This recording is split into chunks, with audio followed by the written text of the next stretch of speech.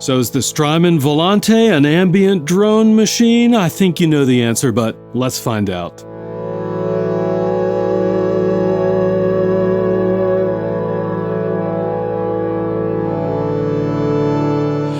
I recently posted an ambient guitar meditation in which I used the Strymon Volante to create a really cool sounding ambient guitar drone, and then I played on top of that drone, soloed on top of that drone, and used the Volante's delay for some really cool effects. I'd like to walk through how I got the sound in this video. So first up, let's talk about the guitar. This is a PRS baritone, so that's the first thing to mention is I'm playing baritone. It's halfway between a standard guitar and a bass. I'm also using the Heat Sound E-bow for electronic E-bowing effects.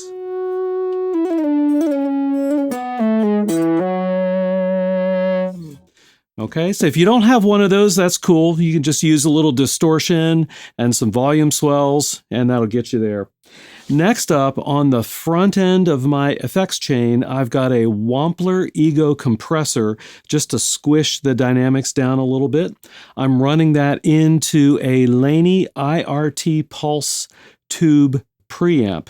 And I've covered this before on some other videos, but it's really nice. And I've got it set to a nice, clean tone. And here's what it sounds like just if I kind of play the guitar.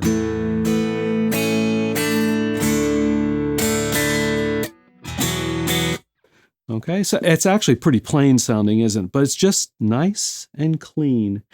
All right, next up after that, you'll see that I've got a Strymon Riverside on the pedal board, but I've actually got it turned off for this piece, although I think it looks cool. Next up after that is my ever-present Morley Little Alligator volume pedal, and that's obviously going to be used for volume swells. All right, now let's get to the fun stuff. After the volume pedal, I have the Electro Harmonics pitchfork set up, and I'm using that for a pitch shifted tone. So the way I've got it set up is obviously the dry tone at the original pitch. I've also got a perfect fifth above and 1 octave below that the pitchfork is creating, and here's what that sounds like. Let me get the E-bow turned on.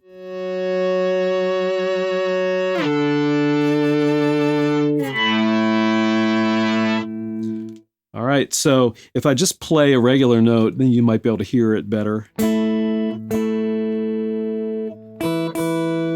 Okay, you can hear that fifth above and the octave below the original note. All right, we've got everything set up now for the Volante.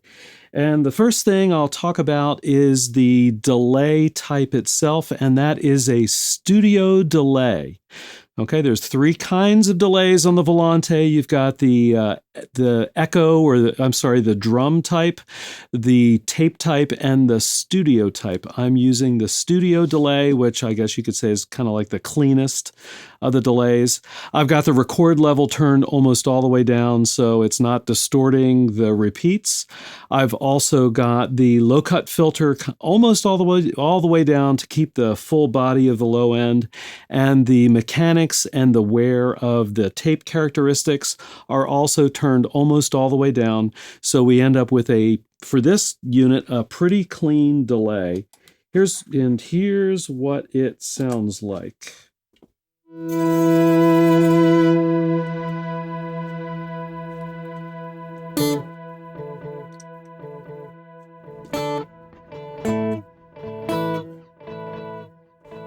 It's a pretty straightforward sounding delay, isn't it?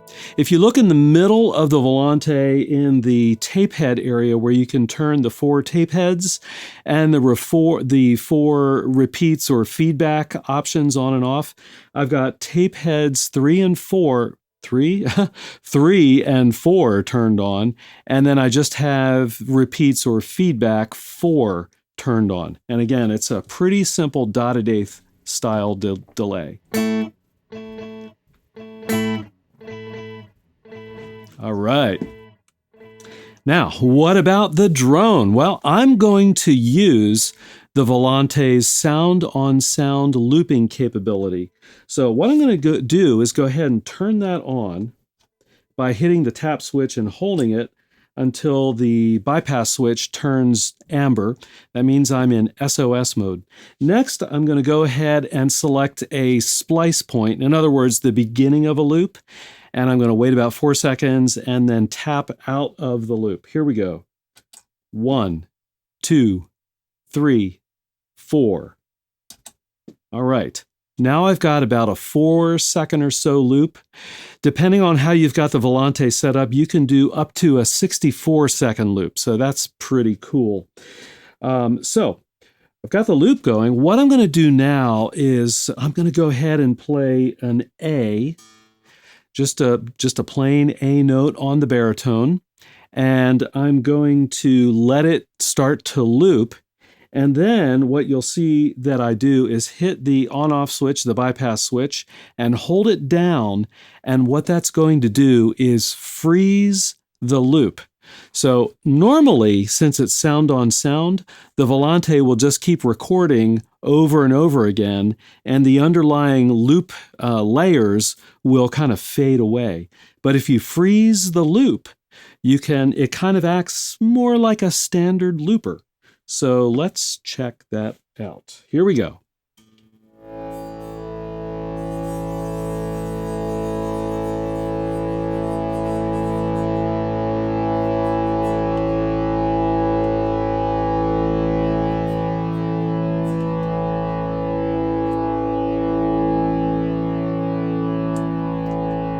All right, the loop is now frozen. Now, it's not quite like a regular looper. If we let this go for 5-10 minutes, you will hear this loop begin to degrade in terms of the tone of the loop. In other words, you'll begin to lose high end. It'll get a little more warbly sounding, which is actually pretty cool. But now I can go ahead and play a lead on top of this and still make use of the Volante studio delay type. Here we go.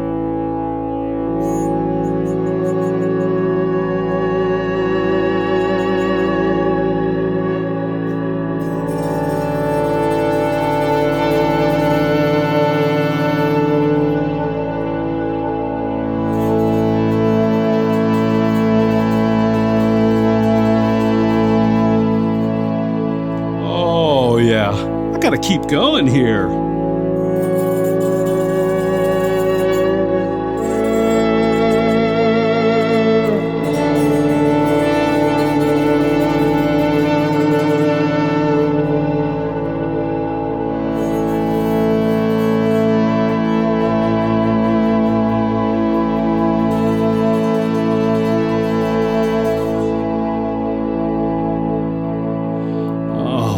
Isn't that great? I just love that sound. I could play that for quite some time. So I've got a couple things for you to look at. One is a playlist of pitch shifters, which includes the pitchfork. Another is a playlist of my recent Volante videos. Hope you're interested in those. And as always, I'll see all of you on the next video.